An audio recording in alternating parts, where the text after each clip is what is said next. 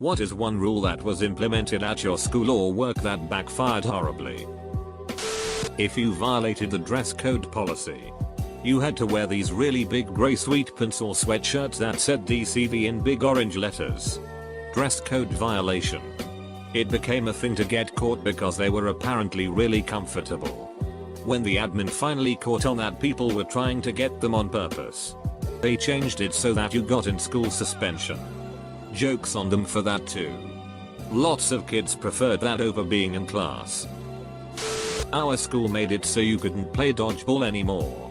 So what happened was that the gym teachers came up with this new game called Fireball. The rules are there are gonads in the middle of the gym, people go on 2 separate teams, go 4, and if you get it you're out.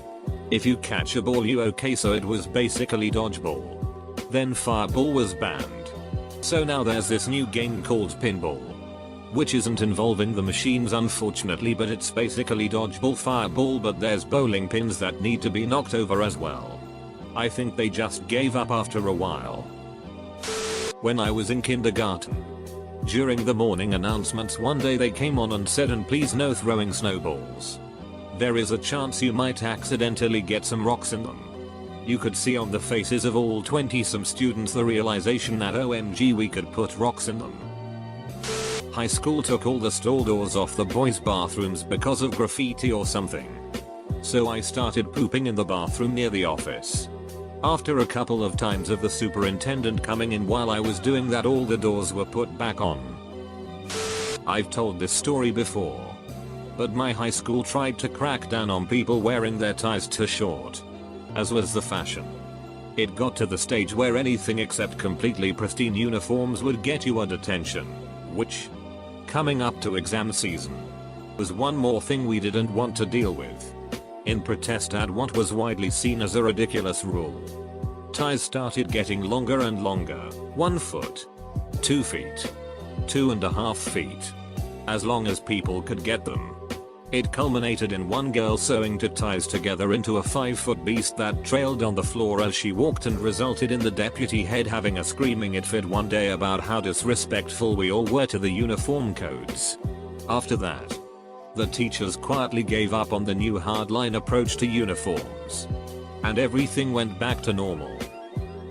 There was a rule they put in place my freshman year of high school, that if you arrived late, that is, after first bell, you couldn't park in the parking lot. You'd have to park at the gas station down the highway and walk to school, making you even more late. It stopped after 20 or so people intentionally showed up late to school and made a mass exodus along the highway, on top of a lot of parents itching. No running during recess. It was made because some kid in the 2nd grade ran and tripped. So for whatever reason, they restricted running for all grades K, 5th. Everyone should know that when you ask a 5-10-year-old to not do something, that's the next thing they're going to do. They started running in the halls, the cafeteria, the classrooms, and you bet your ass they ran outside. After a week, the teachers stopped enforcing it and everyone stopped caring. Edit, can't believe you people believed such an obvious lol mayo. Overtime is paid in free time instead of money. 3 people quit so far. More people planning to. No new hires to be found. It's probably just a matter of time before this shop closes down. That's wage theft, and the Department of Labor takes that stuff very seriously. Work wanted everyone to come in even when sick so my boss can inspect me if I can work or not. Doctor's note not accepted since they can be fake. Vomited on his desk over important papers. No regrets. I went to private school for elementary, where uniforms were strict.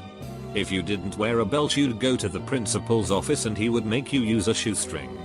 Well, when he opened the drawer there was like 6 different colors and everybody thought it was really neat, so for a short period of time there was a bunch of kids coming to school with no belts so they could wear their lime green shoestring belt.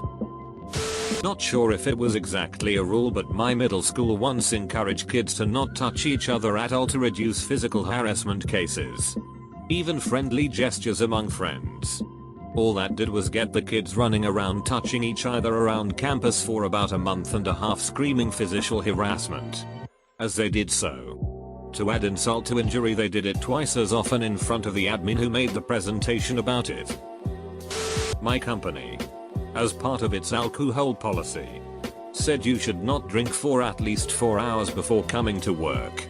When engineers got called about production problems over the weekend, they all just had a beer but could be there in about 4 or 5 hours.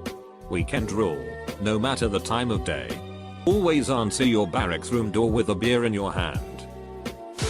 My senior year of high school, some guy in my class got an in-school suspension for wearing a headband. He had long, curly hair, so the next couple weeks almost every guy on the football team started wearing headbands in protest.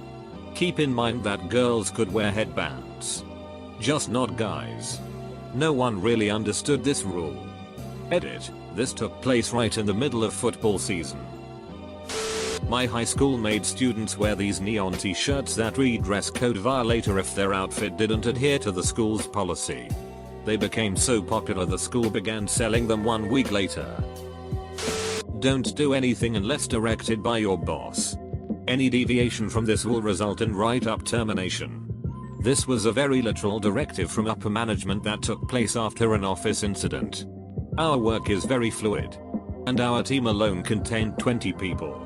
Needless to say, productivity hit unfounded lows. They started a no gum rule that made a lot of junior high kids start a black market for gum. This has probably happened lots of times. One of my teachers spotted a guy chewing and gave him the usual "well, I hope you brought enough for everybody," whereupon he got up with a fistful of gum and started handing it out. She didn't send him to the principal, but she never tried that line again. In my dorm, if you did something that triggered the smoke fire alarm, you had to do a safety presentation for everyone on your floor. This was intended to deter pranksters from pulling the alarm. A guy on our floor was making grilled cheese in the kitchenette and burned it, which legitimately triggered the fire alarm. Afterwards, he explained, assuming that since it had been a legitimate alarm and not a prank, that he wouldn't have to do a presentation. He was, of course, wrong. So, the next Wednesday night, the entire floor assembled, and we were treated to a 30-minute safety presentation on the dangers of grilled cheese sandwiches. It contained literally nothing about fire safety. It was all choking hazards and cholesterol. RR was furious, but the student pointed out that the write-up that he'd been given just said safety presentation.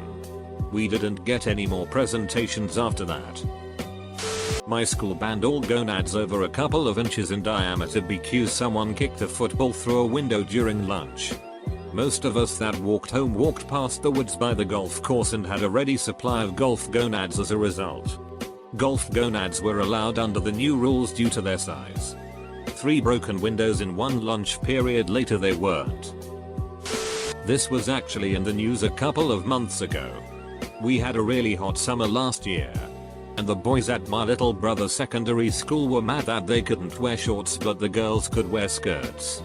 The junior leadership team brought it up at a meeting, and the head teacher jokingly went, "Alright, if the boys want to wear skirts, then let them." A group of boys went to school wearing skirts the next day. Then it wasn't just a group of them. Zero tolerance, which means if you are involved with fighting, you will be kicked out. No questions asked. They think it would means no more fighting. Nope. It means if the bully is beating up a kid, no one would step in, for fear of involving with the fight and getting kicked out. No one would snitch because it means the bully will target you next. And now you are involved in fighting and get kicked out. It is a sheep policy. I'm a programmer. On a previous job, the developers and teams were measured by the number of feature requests they completed. We figured out to subdivide everything to blow it up into the maximum number of feature requests possible. A manager might request a new report. We'd set up separate feature tickets for create button, make button blue, make button respond when clicked, implement business logic, display results in grid, allow sorting of grid, and so on. We'd subdivide a one-day task into 21-hour tasks. Management loved it. Our team looked 20 times as productive, despite deliberately slowing ourselves down with red tape. My high school attempted to ban trip pants and the like. However, due to hilariously overlooked typo, the student handbook that got sent to students and parents just said students may not wear pants. We had a good laugh and it made the local news. Unfortunately, this does show the quality of high school I went to. Wasn't ready for college, haha. We implemented the buddy bench for lonely people to sit on and make friends. It was pretty damn expensive and nicely decorated. Someone stole it. A school in my area jacked up the cost of the parking pass. People protested by not buying the pass. Instead they rode the bus. Funny thing is, the county really relies on juniors and seniors driving because they don't have enough buses for all the students. The parking pass fee dropped. People drove again. Don't ever let them tell you driving to school is a privilege. They need you to drive to school.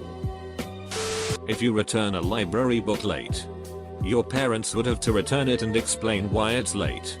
It worked about as well as you would think.